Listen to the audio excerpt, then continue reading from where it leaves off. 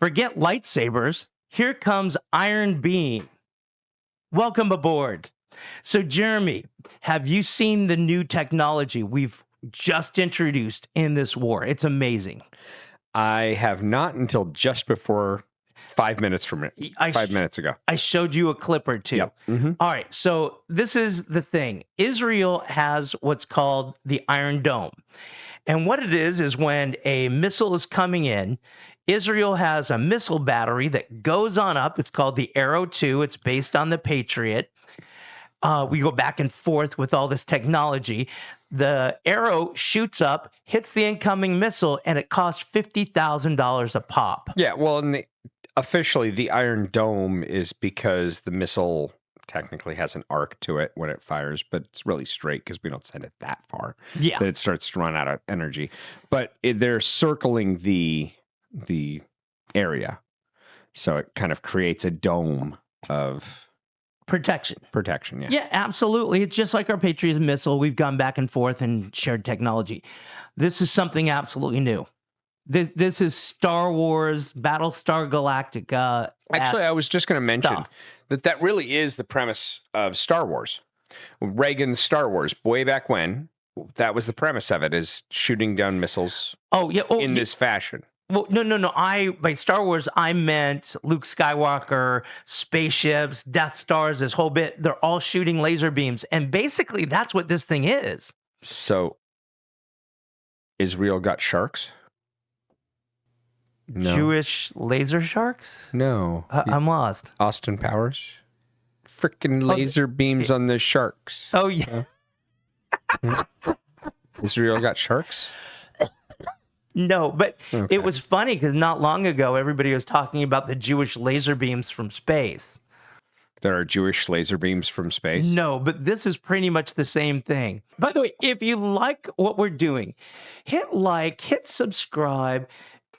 As soon as the show is over, comment down below. We'd love to have you as a subscriber. We'd love to have you aboard. And this is a great way so you know when new videos are coming out. And someday I have a dream of getting my gas money paid for in my truck for doing this. Oh, you have your gas money paid for. I do? Yeah, you just use your bank card. Okay, somebody else paying for my gas in my truck. All right, let me show you this Iron Beam. It's absolutely amazing. Although officially, we don't need many more subscribers right now because I'm going to start riding my motorcycle because the weather's turning better. So, gas is at least half that cost then. Okay, sounds good. All right, back to the Iron Beam. Sorry. All right, here we go. That's a missile coming in. Yes, it is. And that's the laser blasting it out of the sky. That is kind of cool. I got to admit. And apparently, I've heard it costs anywhere from $4 per shot to $2,000 per shot. But when you're sending up $50,000 missiles and usually pop off a couple of them to make sure that you take out the incoming missile, it's $2,000 is probably fine. But it's a rounding error.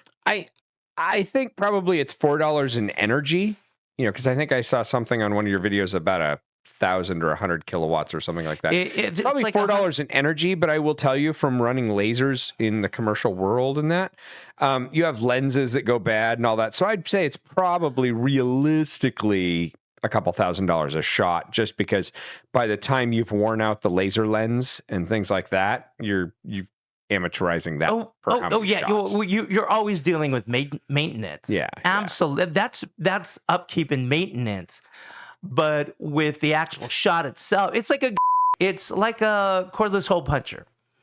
The individual boom, pew-pews are what, a couple of cents to $1, $2? Yeah, closer to $1, but yeah. Okay, where the actual cordless hole puncher of it, you do need to maintain it. Yes.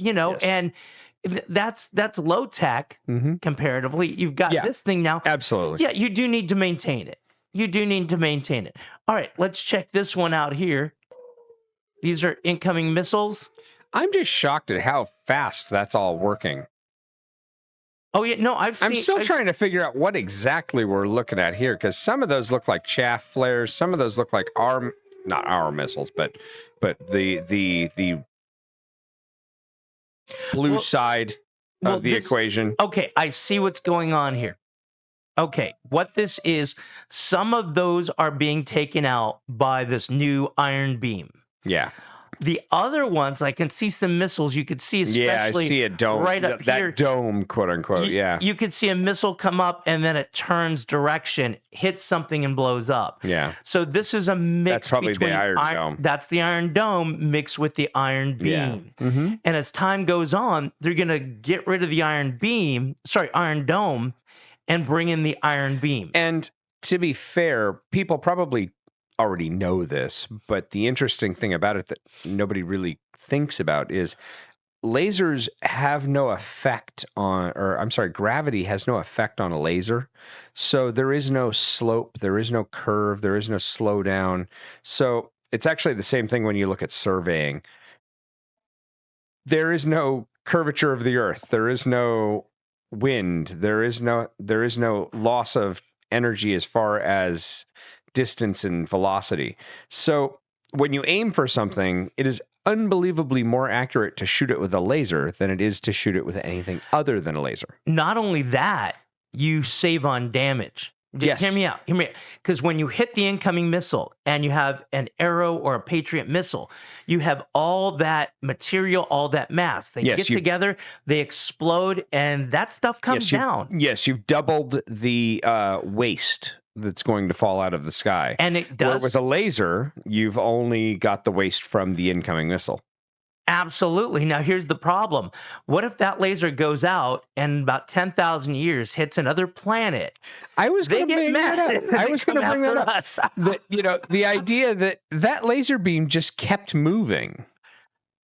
And so I wonder the theoretical physics of it, the quantum physics, I guess would be, where does it die out? Does it ever die out? Does it lose energy as it travels? Because you are losing some energy to move. So at some point, I don't know. Does this turn into basically the cat laser dot hitting some other planet? I don't know if the laser actually loses energy. I mean, when it hits something else, it changes its potential energy to connect to heat. To heat, yes. Because what it's doing, there's a video here that explains it all. Okay. I don't think this is it. This is not it. Okay. This is the new Iron Dome going up. Oh, that is just, I could watch that all night long. It's just going up. Hold on. Wait a minute. I think I gotta do another one. Hold on. They didn't do another one. There we go. Ooh. Ah. Ooh.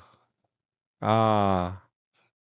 Okay, so for the next little short video. Sorry, I couldn't help it. It was just like fireworks, which is literally why we have fireworks, to show explosions. I think this is the one that talks about it. Let's see. The Iron Beam 450 is Israel's high-energy laser air defense system, designed to intercept rockets, drones, and mortars with pinpoint precision.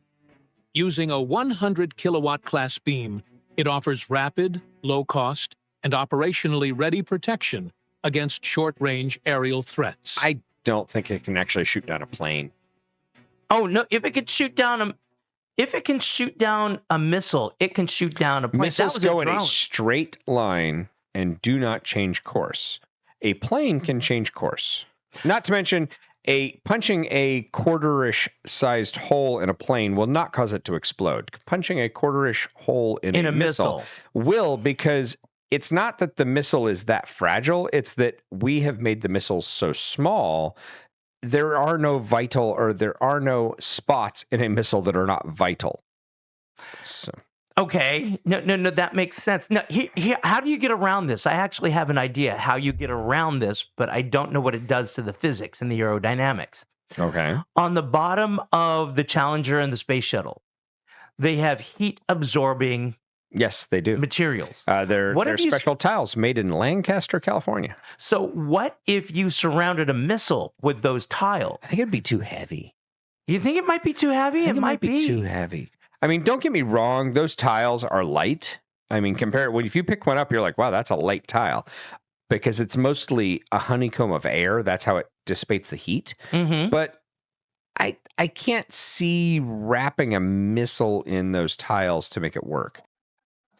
All right, let's watch one more of these things because I'm just absolutely fascinated by this. Oh, and if you're wondering, I forgot. Yeah. 100 kilowatt. That doesn't sound like much. No, that sounds like a lot. To people who understand kilowatts, yes. But to other people in the world, 100 watts, it doesn't sound like much. Just to give you an idea, some of the best lasers that etch and cut things here on our little old world that we play in are only in the hundreds. Oh, okay. So, like, we have Galvo lasers, we have commercial grade lasers for cutting wood and plastic and whatnot, and they're in the hundreds of watts. Well, here's the way I look at it. I've got a lot of solar panels on my roof. Some days during the summer, I'm making 50 kilowatts of energy. Oh, really? That's a lot, actually. It soaks up all the energy from the sun all day long for 8-10 hours, and it turns it into about 50 kilowatts. Oh, okay. Keep in mind, 10 hours of soak. Correct. Okay, I'm sorry. You're taking 10 hours of sunlight. Doubling and it. You are basically taking that energy, putting it in a capacitor, and letting it out all at once. Yes. That's a lot of energy all at once. A quarter.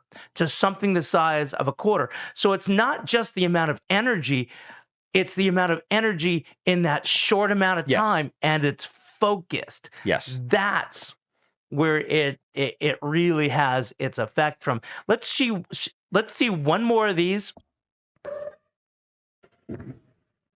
That is pretty cool, because I know for a fact lasers will not reflect unless they're lighting something. So I'm assuming what you're actually seeing there is it vaporizing the moisture in the air. Yeah, that's probably what you're seeing. Now, here's the interesting part. Everything over time gets shrunk. Everything over time gets shrunk. Eventually, you're going to be able to have a small battery holding that much energy, and you'll go out, and instead of needing pew-pews, you have electrons. And you're going to have wars fought with... But that's okay, because the stormtroopers can't hit anything.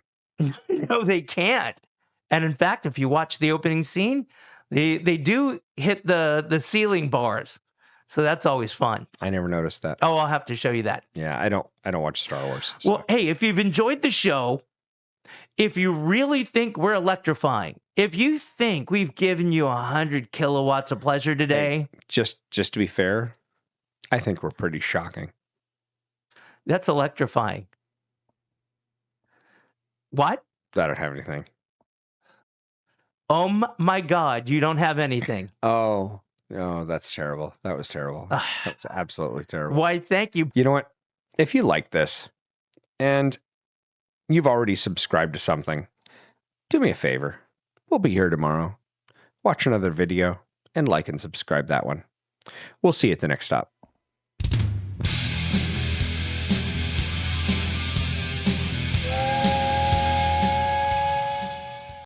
I love this stupid cat. I'm allergic to it, but I love this stupid cat that you have because it loves the sound of the Xbox turning on and off and constantly turns it on and off. It's hilarious. There you go. There you go. Okay. All right. Are you done? You just threw my favorite cat out the room. Hey. Oh, well. Granted, I probably swell my eyes shut, but I love that. Do a whole edit. I love that stupid cat. No, you don't have to edit. This is the perfect thing.